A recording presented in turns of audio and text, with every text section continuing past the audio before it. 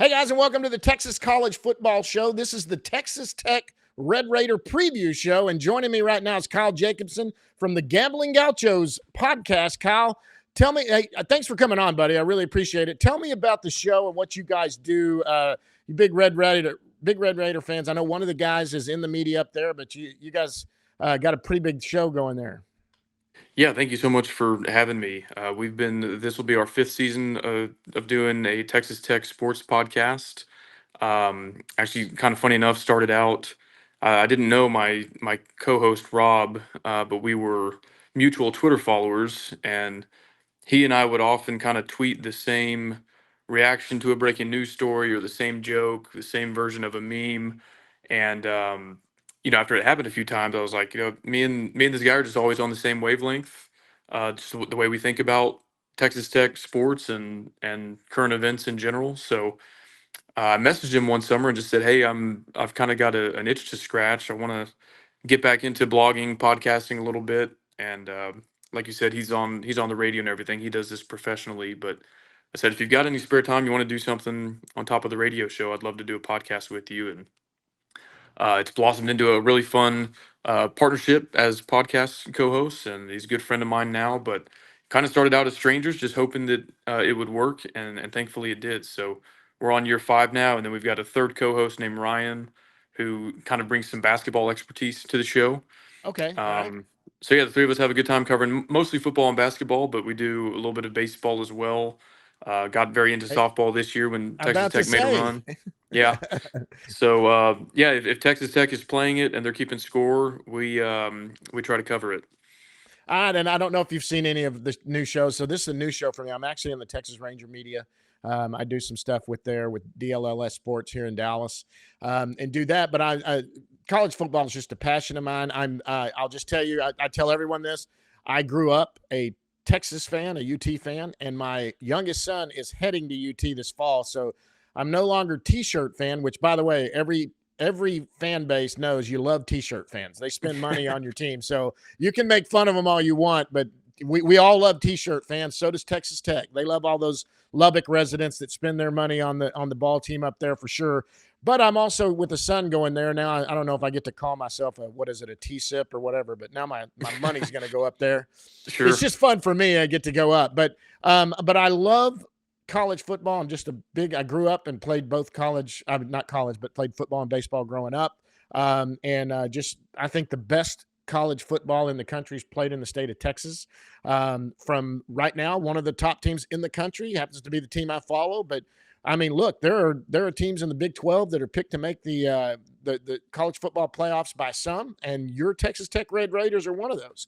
And that people are picking to do something this year. I'm always pulling for Texas teams. The Big 12 this year, there's 4 Texas teams right now that are in the Big 12. I want to see one of them come out of there as the Big 12 champion, just because the high schools are good. I mean, we've got talent that comes out of this state. You know that, and for your football team too. And you got a good coach there, and we'll talk about Joey in a little bit. In fact, we'll get into it. So I did a coach's ranking. My first show I did. So what I'll do every week is I will rank the 13. There's 13 FBS schools that play in the state of Texas that are CFP eligible, from the Sun Belt Conference all the way up to the Big 12 SEC. Texas A&M, and I'm ranking them from 13 down to 1. But I haven't had my first list out yet. That'll come out the first week right before the opening games. And then every week it'll shuffle. Teams will lose and win. We'll move them back and forth. But I rank the coaches. I've already done a coaches show. It's come out. And so when you see this number on here, I rank Joey Maguire as the number 3. So he is in the top 3 in my opinion. And yes, I know everyone would think that I would obviously just put Steve Sarkisian as number 1. He was number 2. I did not put him as number 1. Number 1 to me was Rhett Lashley, who I had to take my hat off. When you take SMU to the CFP with talent that was not as good as some of the other teams, including probably Texas Tech, right there, hats off to that. Joey's got some special things going up there. I also admit I know Joey. I know his wife better and his family. What do you think of Joey? You guys are now coming into what is this, year 4 of Joey Maguire? He's 23 and 16. He came from Baylor at Cedar Hill, right down the street from me in Duncanville, where my office is. He went 140, 141 and 42. He had 3 state titles. What do you think of Joey? I really like Joey. I think if you talk to some fans in Texas Tech circles, they would tell you they're a little bit maybe disappointed or underwhelmed at the results thus far, just because Texas Tech hasn't turned the corner in the sense that they've won 10 games, they've reached a conference championship or something like that. But I always go back to sort of a longer range perspective on this. And there are a lot of objective metrics you could look at that would tell you 2011 through 2020 was the worst decade in Texas Tech program history. 2021 midseason, a coaching change is made. And so Joey kind of inherited the program on the heels of that stretch, which I think is important to note. And while maybe they didn't win 9 or 10 games like fans wanted to some years, especially 2023 when they kind of entered with higher expectations than we've had in quite some time. But you look at some other things, and okay, they've won a lot of games against ranked opponents. They've had a winning record in conference play all 3 seasons. That was something that hadn't been done since 2009 before Joey got here. So I look at some things like that and go, we're doing things routinely now that hadn't been done at all in the 10 or 12 years prior to his arrival. And then you add on top of that the energy that comes along with a huge upgrade in facilities at Jones AT&T Stadium. The current NIL era, I think, is very beneficial to a school like Texas Tech that has aggressive donors that are Yeah. willing to invest in acquiring talent. And he's just a really good motivator. His players love him. His assistant coaches love him. There's probably, I won't say probably, there definitely are coaches that probably have him a little bit outmanned when it comes to X's and O's. But guys that have played for him or coached with him, I don't think they would rather do it for anybody else besides Joey Maguire. So I still have high hopes for him and his tenure at Texas Tech. I think he's off to a good start. And I think this is the season where they kind of have an opportunity to take it to another level. Yeah, and when it comes to Joey, well, look, the to me, the best coach Texas Tech has ever had was Mike Leach. I mean, no offense to Spike Dykes, who did some good things while he was there, but Mike Leach put that program up all the way up to ranking him number 2 one year when he had them there, and they beat Texas in that fantastic game that they played there in Lubbock, and played in the Big 12 championship. And then Leach kind of got, there's different stories about that and how he left the program, and the what was it, Craig James then son, and all of that stuff. I think this is the best hire that the Red Raiders have had since. I know Joey, and look, it's personal for me. I know Joey, but I'm not kidding when I say that. I thought Baylor made a huge mistake. Baylor was calling, that's where Joey went originally. He was coaching at Baylor. A lot of the players there were lobbying for Joey to get that job. He didn't, and he went up there and sold your administration on what he wanted to do. And I've seen some good results. And hey, but this is a results-oriented game. And if you don't perform and what expectations are, it's very easy that to lose your job in this profession. Now, I did a chart, and I don't know if you saw that too. So I did a seating chart for coaches, and I put this episode out the other day, and I called it Coach's Seat. You got a hot seat where you need to put up this year, or else you got a warm seat where there's some grumblings. Maybe you're not hearing them, but maybe administration or back at the university, there are within the university, there might be some people that are kind of grumbling behind your back. I've got cool where you're okay, but if we don't see something this year, it could start to get warm. And then, of course, I've got cold. Everybody loves you. I put Joey in the cool bracket. I think he's pretty safe in his job right now, but I think, like you just alluded to, it could get warm if we don't see some certain things. What would you say on that coaching chart right there? I would say cool as well for 2 reasons. The first is that Texas Tech has had some struggles early in seasons during his tenure, and so they need to come out of the gate a lot stronger, especially this year with a really weak non-conference schedule. Tech plays all 3 non-conference games in Lubbock. It's Arkansas Pine Bluff, Kent State, and Oregon State. So 3 teams you're going to be favored against. Absolutely need to go 3-0 in conference in non-conference play. But last season they were in overtime with Abilene Christian, a game that frankly they probably should have lost. They played a really bad game in Pullman, Washington last year. Just a poor effort from start to finish. And then they lost in overtime in Laramie as well a couple years ago. So that's something that they can't really afford, is another early season stumble. And I would say cool instead of cold for this second reason, which is that there is a certain level of expectation that comes along with the level of investment that Texas Tech has made in this roster. You know, if Joey were to go, let's say 8-4 next season with a middle of the Big 12 roster, I think everybody would be okay with that. But when you have the number one transfer portal class in the country, and you have more guys on some of these NFL draft watch lists, and more four stars, more blue chip prospects than you've ever had before, and before everybody that you're lining up against on your schedule, if you go 8-4 in that context, then some people start to say, okay, we've made the investment. We're at the talent level that we should be doing better than this. We shouldn't be losing four conference games a year. So that's the only reason why I say it's cool, is that there is a certain level of expectation Mhm. that comes along with what Texas Tech has done investment wise. And I think if they don't win 9+ in the regular season, there will start to kind of be some whispers about, okay, we really need to turn the corner soon. Otherwise, this may not be the best fit long term. Yeah, and that's exactly where I feel. It's not like, I mean, look, he's cool enough in his job that I say the only way he loses his job next year is a 1 or 2 win season, or some sort of off the field issue that would get cost anybody, even if they went 12-0, a job. Other than that, I think he's pretty well set where he's at right now. But yes, when you're not cold and you're cool, it means that it very easily you could move to a warm seat very easily, where there could be some grumblings in the background, and you're just solidifying exactly why I said that. I love Joey, but I put him cool. I didn't put him cold. There are a lot of expectations in Lubbock, Texas. Lubbock they want to win. I know how the Lubbock fans are. I've been up there to a game. You guys want to win, and you feel like you've got the money and facilities, and that you should win. And with the Big 12 now, it's more of an open conference, and it's considered a power conference, which is perfect. And it's a chance to get to the CFP, and there's no doubt about it. So I totally see what you're saying. Let's look at what happened last year. We'll just recap it real quick. Last year, they were 9-4 overall, 6-3 in the Big 12. Notable games to me was obviously beating number 12 ASU 30-22. They also beat Iowa State last year, and then of course the win at Oklahoma State, which I think is always fun for any Tech fan, going up to Oklahoma State and beating Mike Gundy. I think we all enjoyed that, even Texas.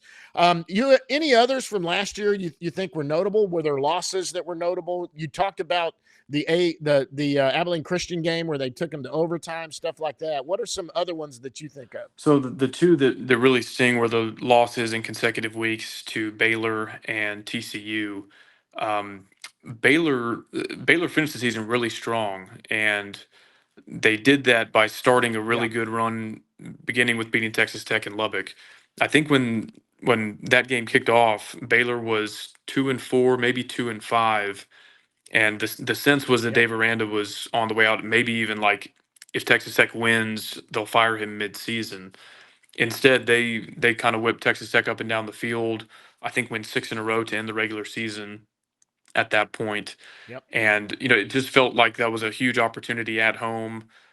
Tech was, I want to say, 4-0 in the Big 12 at that point in time, and so at the time it felt like a really big gut punch of a loss. You lost to a team that you were favored to beat, that had a losing record. It was in your home stadium, and it was a relative blowout. And then you had an opportunity to kind of course correct the very next week in Fort Worth, and still insert yourself at the top of the Big 12 title race. An interesting game because Baron Morton, the starting quarterback, leaves at halftime with an injury. True freshman Will Hammond comes in, plays really well for the third quarter, and Texas Tech built a 17-point second half lead that they ultimately squander. There was a really late turnover that we were kind of on the edge of field goal range. Had we held on to the ball, probably would have had a chance to kick a long field goal to at least tie it, if not win it. So those were two in back-to-back weeks that felt like it kind of cost you a chance to really be in the mix at the end of the season for a trip to Arlington. But you mentioned it, Texas Tech beat both of the Big 12 championship game participants. It's the first time they've done that in program history. I think it's the first time they've beaten one or the other of the Big 12 championship game participants in quite some time. It's also the first time in program history they beat two 10-win teams in the same season. So definitely a little bit of a roller coaster, some ups and downs, but it shows you the potential they have. And I think their challenge now is piecing it together 10 or 12 weeks in a row and maintaining that high level of play. When you beat a team like Arizona State and Iowa State, can you avoid the losses to teams that maybe aren't quite on that level? and we just haven't seen that consistency for an entire season quite yet. Okay, let's get into to the players. Let's get into the team and what we see. I want to get into the offensive side of the ball. Anytime I talk about the offense, though, there's only one person on either offense or defense where I'm actually going to bring them up and talk about them. I rank the quarterbacks like I did the coaches, from 13 down to 1. Now, in some instances, there were teams that had 2 or 3 on that list because there's a battle right now going on to see who's going to win the job coming out of the fall. In Texas Tech, there wasn't. You do have Bayron Morton's coming back, and I got him at number 6 out of the 13 Texas quarterbacks. Last year, he was 24, started 12 games. He threw for 3,300 yards, 27 TDs, 8 interceptions. This is his 3rd season to start. I mean, he started 8 games in 2023, but, I mean, he's had some injury issues. But you've got somebody – I've actually met this kid. He was down by the Rangers dugout in a couple years ago. I think he had come in to get some surgery or something, and they had invited him on down in pregame during batting practice and met him, and he was a nice kid. I really talked to him for a second. What are your thoughts on Bayron? And am I right? He's coming into this. He's obviously got the starting job going in, right? Yes, he's QB1. He's sort of an interesting player to diagnose because he arrived in Lubbock as the highest rated quarterback prospect we've had since Graham Harrell. And so expectations were high, but I think there was an understanding that he was coming from, I think, 3A ball. And so it was, he's going to take a year or two to acclimate to the collegiate game before becoming the starter. He got his first chance to start in 2022 due to some injuries ahead of him on the depth chart. And if you go back and watch his debut as a starter, it was in Stillwater. At the time, Oklahoma State was, I think, ranked number 7. They were definitely in the top 10. And the first half of that game, Morton, he played really well. He made some really impressive throws on the run, really long touchdown drive on the opening drive of the game, some big 4th down conversions. But right before halftime, he rolled his ankle in that game pretty bad, and that injury lingered for the next few games and ultimately sidelined him for the rest of that regular season. And in 2023, so let me back up. 2022, we had 3 different quarterbacks start 4 games each. So it was a rotating carousel of starting quarterbacks. Right. So Morton doesn't win the job in 2023 going into the season. Tyler Shuck won the job. He broke his leg in game 4. Morton subs in, and on the second play of action, he sprains his throwing shoulder, his right shoulder. That's It the wasn't surgery he known. was having. Yeah, and it wasn't known until after the game, but after the 2023 season, it's discovered, okay, he's been playing with a sprained throwing shoulder. He was actually not throwing at all during the week in between games, just because he didn't have the shoulder strength to do that, and so he's taking mental reps in practice. He's like actually not even throwing to his receivers during practice that season. So he did a pretty good job in 2023, but when you look at it through the lens of, okay, every single pass he made was with a sprained shoulder, I think you have to kind of grade him on a curve a little bit. They made the decision in between 23 and 24 for him to not have surgery, but to do a different kind of rehab. And I think in hindsight, they probably regret that. They took that approach so that he could participate in spring ball, but that shoulder injury still lingered all of last season. He was still able to start every game, but I think he probably felt limited in terms of his arm strength, his range of motion, his stamina, his recovery. So he finally did bite the bullet, and he got the surgery at the end of the 24 regular season.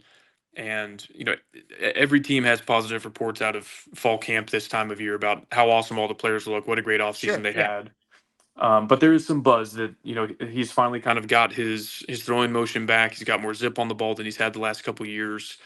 So it's hard to grade him out because other than that one half in Stillwater, every single snap we've seen him take was with a pretty significant injury that wound up sidelining him or potentially even requiring surgery in the case of his shoulder. So I'm really curious to see what he looks like fully healthy, but he's always been a guy that I think is viewed as having a high ceiling, a lot of talent, and I hope that he stays healthy enough to finally live up to that this season. And he should have the playbook down. So that's a big plus. And I don't care who you are. Look, Arch Manning was not the number 1 quarterback in my group. I mean, I know I'm a big Arch Manning fan, and I think he could be the best quarterback in all of Texas college football, but he's played 2 games, right? So I can't just hand it to him. I mean, so I had him as the third quarterback. Actually, I had Marcel Reed from A&M as number two, and of course Kevin Jennings, who has just been outstanding for SMU, led them to the CFP. He also led South Oak Cliff to the. If you don't know anything about Dallas Fort Worth, Dallas Independent School District had not won a state championship, may not have ever, but it was at least 60 or 70 years ago before he led South Oak Cliff to a state championship. Then he went to SMU, and now he's led them to the CFP. Got to give him some props on that. I think Arch could ultimately be the best quarterback, and he certainly looks like he could be. But let's do it on the field. So I'm not just going to hand you that, even though I'm your biggest fan, and I want you to be the best quarterback there is. Right now, there's some other guys that have played. Bayron Morton's another one that has some skins on the wall. He's played. He's got some. He's not coming into this as someone that hasn't been out there and seen the speed. So I'm expecting big things from him. Is there a backup or is there someone there behind him that you're looking? He's kind of over his shoulder, or who is the backup? The backup is Will Hammond, who I think was able to maintain his red shirt last season. He did get some action late in some games, but I don't think he went over the 4-game threshold, so he'll be a redshirt freshman.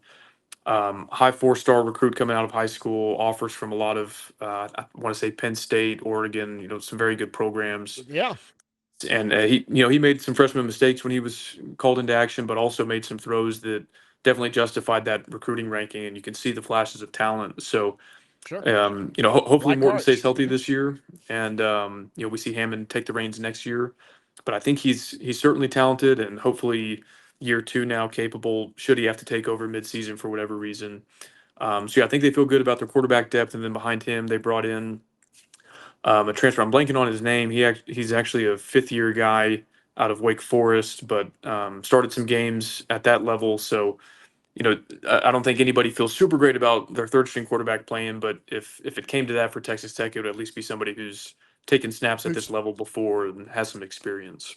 he's a graduate, so that means he's been Hmm. in college football for a while. Okay, now no, eventually we're going to get into transfer portal because y'all have had a big season in there. I want to go offense and defense on that, but we're staying with offense right now. Returning starters, who are the guys or the impact players that we're looking at that are coming back that aren't transfers from last year?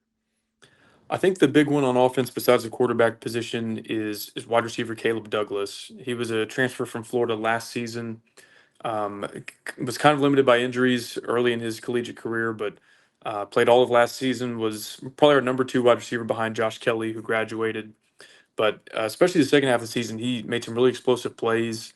Showed he was really capable after the catch, and he is just really talented at making deep catches down the sideline, kind of making sure he gets 1 foot in bounds, making contested catches. So he's a guy that can take a screen pass 20, 30 yards and make some guys miss. He's also a guy you can target 40, 50 yards downfield and make a play. And last season was kind of his first full season starting in college football. So I'm optimistic at what that can look like in year Yeah. two. We've got a new offensive coordinator who's all about getting guys open in space, and I think he's a player that can really benefit from that. So I think he'll be Morton's top target, and he's probably the returning player on offense that I'm most excited about. Okay. And what about any impact players? And when I say that are coming back, these are guys that played a lot last year. Maybe they weren't starters. People forget this. Someone like Colin Simmons for Texas, who's the defensive end, he wasn't a starter. He just played a lot, made a lot of plays. Who's some guys that got a lot of action last year, probably sliding into the starting position this year that look good? So that's a little bit. We brought in so many transfers. There's not a ton of guys coming back that are returning starters, but um, on the interior of the offensive line, we Yeah. have a player named Terrence Carter, who, sorry, he's a tight end. Davion Carter is an interior offensive lineman. PFF just tweeted about him earlier today, but if you look at his PFF numbers, he played his first few years at Memphis, last season at Texas Tech. He's one of the most reliable pass blockers in all of college football. I think they said he pass blocked on 366 snaps last year, something like that, and allowed 1 sack. Only Wow. allowed 8 pressures. So I know that's a unit they want to see improvement on from last year, and they could probably do a better job in the run blocking game. But he's sort of an anchor on that interior of the offensive line when it comes to protecting the quarterback, and has been for his entire collegiate career. So he's one of those kind of under the radar pieces that you probably notice that if he's missing, but when he's out there, he kind of shores up that position group and keeps the quarterback upright. So that's something you always appreciate. And is he moving into the starting? He's going to be starting this year. Yes, yeah, he started most of last season at guard, and I think he'll start at guard again. But they've got some guys that can play guard and center, so I'm not sure exactly how the 5-man rotation is going to shake out. But I think he'll Yeah. be starting at one of the guard spots. Now let's go over to the defensive side of the ball. Returning starters from last year and impact players. Tell me about some of the guys that are coming back, not in the transfer portal, that you're excited about that we need to keep an eye on. I'll tag two of our inside linebackers. The first is Jacob Rodriguez. He's a returning starter. He was Yeah. actually named preseason Big 12 Defensive Player of the Year, Yep. and he is just an incredibly reliable player. Um, a high volume tackler, but also seemed to always make a play when you needed it the most. When I remember the drive in Tucson, Arizona had the ball back. It's a one possession game. It's kind of their last opportunity to score, and he punches the ball out of a receiver's hands. We recover the fumble, and we take a knee and win that game on the road. So he makes plays like that routinely. He missed most of 2023 with an injury. He left that game in Wyoming after the first quarter. We were up 17-0, and after he left, it went downhill from there. And then you look at he came back later that season. If you look at the total splits of the 3.5 or 4 games that he played, Texas Tech outscored their opponents by 30 something points. And then you look at the stretch of the season where he didn't play, and Texas Tech was outscored by its opponents pretty heavily. So he's one of those guys. He's a really important piece that shores up everything on the defense. Having kind of a quarterback, team captain on that side of the ball is really beneficial. He's an old player, experienced player, Yeah. and someone He's with a proven senior, isn't he? production. Yes. Yeah. I So looked up. I looked up some stuff on them. I was looking up yeah, I do homework on these guys and read up about them. And yes, he is. Dave Campbell has him as one of the defensive players of the year, and that's yeah, the Texas football Bible. I don't care who you are; everyone reads that magazine. And that's yeah, right. they're high on him. So I was looking up some stuff on him. Yeah, Yeah. that's an impactful one. So his partner in crime at the other inside linebacker spot is Ben Roberts, who in 2023, partly because Jacob Rodriguez was hurt for most of that season, he was kind of thrust into action as a redshirt freshman. Had 100 plus tackles, several tackles for loss, fumble recoveries, um, and he earned freshman All American honors by several outlets. So he was a player we had really high hopes for last year that he would take the next step. Instead, he kind of took a step back, and so I'm kind of curious what form he takes this year. Does he kind of recover to that 2023 form we saw him in, or is he a guy whose level of play maybe continues to slide and he finds himself in a position battle with one of the up and coming linebackers we have. So I think when he's playing at his ceiling, that tandem of inside linebackers just makes everything better, both defending the run and in coverage over the middle. But he's kind of a wild card for me just because we've seen two very different levels of play from him across 2 different seasons. And so I'm not sure what we're going to get in 2025, but I hope it's certainly closer to what we saw in 2023. All right, now let's move to the transfer portal. You guys had a big class. So tell me some of the key, let's start offensive first. Some of the key transfers coming in you think are going to make a difference or be impactful. Yes, there are several, but I think some of the most important, starting on the offensive line, is left tackle Howard Sampson. He's transferred from North Carolina. Um, every bit of 6'8", 300 plus pounds. Has an NFL frame, and that was a position we struggled at pretty major last season. So protecting the quarterback's blind side, that's always huge. I think he's going to be a big upgrade on the offensive line. We lost our starting right tackle Caleb Rogers, third round draft pick to the Las Vegas Raiders in this past NFL draft. So hoping that Howard Sampson can shore up that left tackle spot. They added a tight end named Terrence Carter from University of Louisiana. He led the FBS in yards after catch among tight ends last year. So very explosive player with the ball in his hands. And curious what his role looks like because our new offensive coordinator Mac Leftwich didn't really use a tight end much at Texas State, his previous stop, but to hear him tell it, he says that's because they didn't have the personnel necessarily. So I'm curious what kind of wrinkles he's able to add to his offense if he's able to run more personnel packages that have a tight end featured. And then we've got a lot to replace at the running back spot. Taj Brooks, drafted by the Cincinnati Bengals, he had just put up back-to-back 1,500-yard seasons at Texas Tech. is probably the most reliable player that I've ever seen in college football, at least for the team I root for. And so you're almost asking too much to ask anyone to replace him. But they brought in Quentin Joyner from USC, and they returned a player named Jacoby Williams and Cam Dickey. That will kind of be, I think, a three-headed monster at running back. Sure. So they've all got different styles than Taj had. I think the offensive system is going to look a little different, but I'm hoping the three of them complement each other well enough, and maybe they can piece together a good season like we grew accustomed to with Taj Brooks. So the backfield is kind of a crowded position group at this point in time. Maybe one of them will sort of earn the primary um, job, but then pass catcher at tight end and left tackle, I think, are three key spots on the offense that we added to in the portal window. Okay, on the defensive side of the ball, who are the portal guys that are going to make an impact? So I'll highlight three more. Starting at the back end of the defense, we added safety Cole Wisniewski from North Dakota State. He's another player that I kind of view as a wild card that maybe has a really high ceiling but a questionable floor. And I say that because he missed all of 2024 with a foot injury that I think required surgery. So he was out of the game last season. He's moving up from the FCS level, and he was actually a linebacker for his first several years at North Dakota State. So he's Okay. only played safety for 1 year at North Dakota State, but was very successful. He had 8 interceptions that led FBS and FCS that season. So he kind of has a reputation as a ball hawk, a guy um, who can turn the other team over. And our starting safety from last year had a really bad knee injury. He's going to need at least the first half of the season to recover from that. So it's Still also a recovering. Okay. position of need. At corner, so Texas Tech's pass defense was ranked 120 something last year. I mean, it was really bad. At one of the corner spots, we added a player named Bryce Pollock, who transferred from Mississippi State, who was, by a lot of different metrics, PFF grades, one of the top 10 corners in the SEC last season. So he brings some experience, some production, some stability to that position group that you just didn't have last year.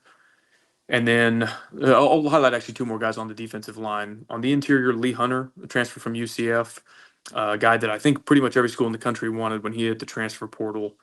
But another fifth year guy, 300 plus pounds. He can move pretty well.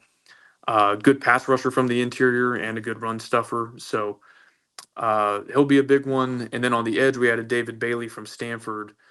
He's a senior. He's mocked in the first round of the NFL draft a lot of places. And if you look at some of his pressure rate kind of metrics, PFF grades, he's right up there with the top five edge rushers last season. Most of the other ones went to the draft and were, top 50, top 75 type picks in the NFL draft.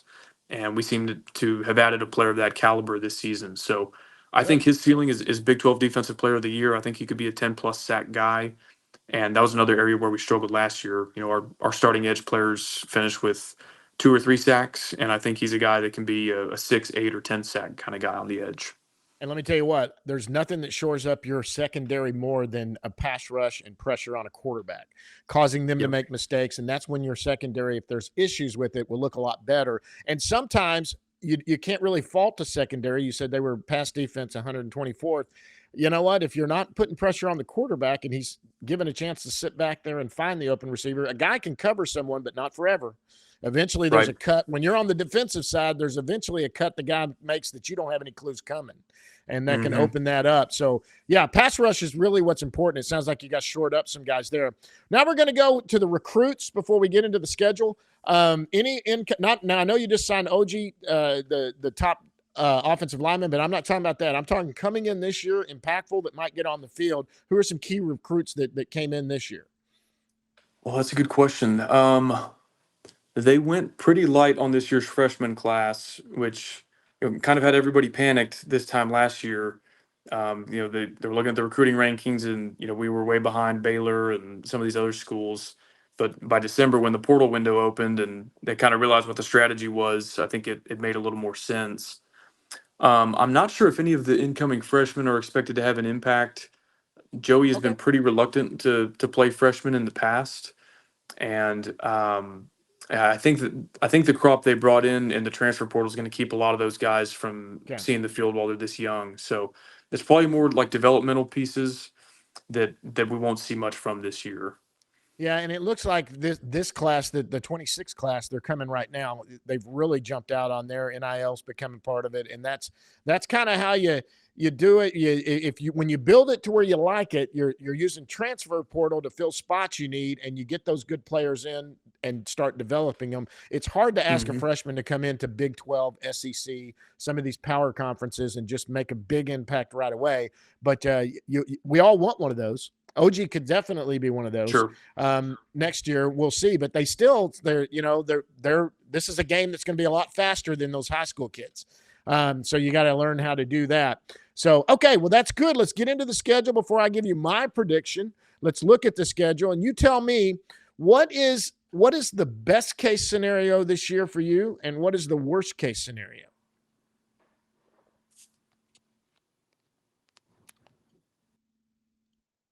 Did I lose you? Hey, Kyle? Can you hear me? Yeah, I can hear you. Yeah. Okay, sorry. I think I just dropped for a split second. No problem. So, what is, if you didn't hear what I said, now that we're looking at the schedule, my predictions are covered up. We'll look at them when I get it back here in a second. You tell me, what is a best case scenario or a worst case scenario? I know best case would be undefeated, go through the season and do that. But realistically, where do you want to see this team in best case scenario? And what is the worst case scenario for you? Yeah, so um, they do play at home a lot. Like I said, all three non-con games are at home, so I think that's a big plus. The three games that really stand out to me on the schedule are at Utah, at Arizona State, and at Kansas State. All three of those teams, in my opinion, are contenders for the Big 12 title. Probably three better teams than the best team you play in Lubbock. So a little bit challenging that the schedule shakes up that way. That probably the three best teams you're going to face are all on the road. And so I look at that 3 game stretch and think, a realistic best case scenario if Tech can steal two out of those three and then hold serve at home. Are they able to take care of business on the road at places like Morgantown, Houston? I think so. Yeah. So I would say a realistic best case scenario that's kind of it's really shooting for the moon would be 11-1. Okay. What I think is more realistic is like 9-3. If you take one of those three road games I mentioned, and then you're probably due for another loss in one of the other 9 games, whether it's at home or on the road. I think 9-3 is kind of like the midpoint of my expectations. And then I really don't see them doing worse than 6 or 7 wins. That would still be disappointing given the level of Right. expectation coming into the season. But Sure. I'm kind of viewing it like 7 low end, 9 midpoint, 11 best case. Okay, well, let's look what I looked at. You tell me where I'm right or where I could be wrong. We can touch on some games. I have them going 9-3. I have them starting out 6-0. Like you said, those first 3 games obviously should be wins. I think they go up to Utah and win that one. At Houston, I think they're going to win that one. I think they're going to beat Kansas. ASU is one, and look, ASU. This happens. They were good last year. They got a returning quarterback. They made it to the where they played Texas. I had Texas beat before the end in that fourth down play that Quinn Ewers made. Everybody's praising ASU, and I think they're going to be good. But man, there's sometimes those teams come in and lay a big egg that second year. Let's see where they're sitting. That could easily be a win right there. I got a loss to Kansas State. BYU. When I picked this, I didn't know that the quarterback was going to leave and deal with the stuff he's dealing with. So that could easily be a win right there. What are you looking at? Are there wins and losses that could change somewhere? Or are you kind of like, that's realistic, John, what you're looking at? I think it's pretty realistic, especially in Tempe and in Manhattan. I don't think we've won in Manhattan since maybe 2009, maybe even before that. So I'm kind of in I'll believe it when I see it mode when it comes to beating Kansas State on the road. Um, and Tech does unfortunately seem like there's always one big home game that seems like it should be a win, that it's a sellout crowd, and they kind of lay an egg. That's happened each of the last few years. So it wouldn't shock me if they lost a Kansas or a BYU type game at home. I hope that they don't. But no, I think I might move one game here or there, but I think 9-3 is a very reasonable prediction. Well, if I was to go back now and do that, I could see 10-2 with that BYU game. It's a home BYU in November. If they roll 6-0, the way I predict they're starting with wins at Utah and at Houston, this thing could train roll. It could get on a roll. That this is a team that could run the table, especially going into ASU if they were to pull that off. Depending on, and they really could. Well, what if ASU comes into that game and they're 3-3 or something like that? They're 4-2 when everyone picked them, and here comes Texas Tech undefeated. This could be something where Texas could keep rolling. Or Tech could keep rolling. I think Tech's going to. I think they're in contention for this Big 12 championship. I want to see a Texas team win the Big 12 championship. I really do. I'd love to see Texas Tech playing Baylor or TCU or anybody, and then both teams are playing for the Big 12 championship, and both of them are going to get into the CFP playoffs. Because I'm a Texas fan, but I'm a Texas football fan, and I'm pulling for the state of Texas to be kind of looking everybody else in the face and telling them you can kiss our rear ends up down here in Texas. Yeah. Well. Yeah, that's what I want to see. I didn't go to UT, so I don't hate every other team. I mean, I don't even hate A&M. I think I have fun with A&M fans. They tend to get triggered pretty easy, but that's just fun, And this year, I looked at what you guys did in softball. Of course, I'm happy UT won the national championship in softball, but good Lord, that pitcher that y'all have and that team put together was something else. And I tell you what, if you're not the number one ranked team going into next year, I don't know who should be. Because that's a talented team y'all put together. Yeah, well, it will certainly be, I think, an interesting top three with, I don't think OU is going anywhere. I don't think Texas is going anywhere. And Tech, invested a lot in their roster again this season. So, in some order, I think all three of those teams are going to be pretty much right back where they were last season, competing for the crown. So, I have to admit, I didn't watch a whole lot of college softball until this year, but me too. I mean, I've watched some, but yeah, I really got into it this year. Yeah, I mean it's entertaining to follow, especially when you're kind of at the beginning of the college sports off season for everything else. I'm glad it was there, and certainly gave you something interesting to follow. Yeah, and I think going into guys, we're talking softball real quick, but we have to. Both our teams were in the championship last year, and we're going to end on this. I don't care what you say. And last year, I think what ended up getting Tech is that I don't think what's the star pitcher's name? I forget her name for y'all. Her name is Nigeri Kennedy. Yeah, unbelievable. And I know it's not like baseball. That throwing motion does not hurt. It was not anything with her arm that caused what happened that last game. I think it's fatigue. Fatigue can get you, and Texas has just seen that pitcher for 3 straight nights. It was really easy to start, and you just didn't have somebody else. Now you've got a couple of good pitchers coming in there to spell Nigeri, and your coach can go in and do some stuff there in where you don't have to go with your stud every night, and that's going to help you guys a lot. Yeah, I think so. I'll be tuning in for sure next season. I think it is going to be a fun one. Kyle, listen, this has been fantastic. I love these. When these come out, I'll tag you guys for it. Say again where it is, Gambling Gauchos. That's what it's called? Yes, sir. We're Gambling Gauchos on Twitter, YouTube. We have a Patreon that we do. It's $5 a month for some bonus content. So, find us wherever you're following along. Okay, and look, so every Monday when I do my shows and I recap the weekend, it's just going to be me counting them down and moving them around and doing that. But like I've said to everyone, this is the 7th one I've done of the previews. Some point during the season is going to be a big game, and I'm going to say, hey, let's jump on midweek. Let's preview it. Let's talk about what you see coming, and maybe if it's 2 Texas teams, we'll get you both on, and you can just kind of hammer, and I'll stay in between the middle of you, and we'll do that. But I certainly want to get you guys back on here and do some of that and have some fun. Absolutely. I appreciate having us this time, and would love to join again if it makes sense during the season. So I appreciate it. Yep. Hey, guys, that's Kyle Jacobson. For Kyle Jacobson and the Gambling Gauchos, I'm John Moore. Until next time, guys, we'll see you on the gridiron.